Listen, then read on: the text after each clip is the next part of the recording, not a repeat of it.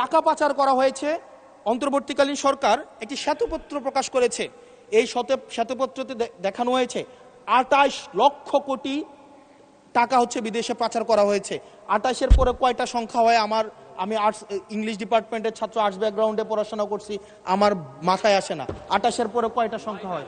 28-এর পরে না, 28-এর পরে 9টা না, এটাও হয় নাই। 28-এর পরে 28 লক্ষ কোটি টাকা বিদেশে পাচার করা হয়েছে।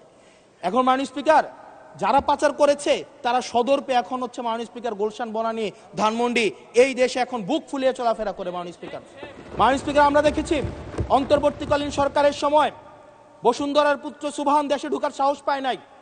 আমরা দেখেছি আনবির দেশে ঢুকার সাহস পায় নাই।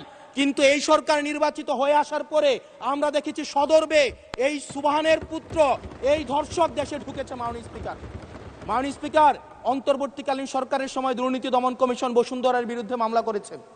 আমরা দেখেছি এই মামলার কি অগ্রগতি হয়েছে সেটা আমরা জানতে চাই। আন্ডার টেবিল কোনো ধরনের সমঝোতা হয়েছে কিনা।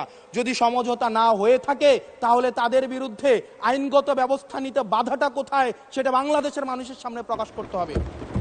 মাননীয় স্পিকার, অন্তর্বর্তীকালীন সরকার এই বসুন্ধরা গ্রুপ যারা বিদেশে টাকা পাচার করেছে, মানুষের সম্পদ দখল করেছে এবং মিডিয়ার মধ্য দিয়ে আওয়ামী লীগের গুম খুন হত্যাকে যারা বৈধতা দিয়েছে তাদের খুঁটির জোর কোথায় সেটা আমরা জানতে চাই। মাননীয় স্পিকার, অবশ্য শুনতে পেয়েছি, বললে অবশ্য অনেকে রাগ করে এবং সরকার দলেরই অনেকে মাঝে মাঝে আমাদের কাছে এসে দুঃখ প্রকাশ করে যে আসলে আমরা জেল খেটেছি, আমরা কষ্ট করেছি, আমাদের সন্তানদের সাথে আমরা থাকতে পারি নাই, কিন্তু আমাদের দলে কিছু কিছু মানুষ বসুন্ধরার অ্যাডভাইজর হিসেবে কাজ করে, তাদের মিডিয়ার অ্যাডভাইজর হিসেবে কাজ করে। মাননীয় স্পিকার, যেই মিডিয়া তারেক রহমানকে, মাননীয় প্রধানমন্ত্রী তারেক রহমানকে দেশদ্রোহী হিসাবে ফ্রেমিং করেছে, সেই মিডিয়ার অ্যাডভাইজর হিসেবে আজকে বসুন্ধরা গ্রুপে আজকে এই সরকার দলীয় সংসদ সদস্যদের অনেকেই তারা সেখানে যুক্ত। মাননীয় স্পিকার, এটা আমাদের জন্য না, বরং তাদের সহকর্মীদের জন্য এটি তাদের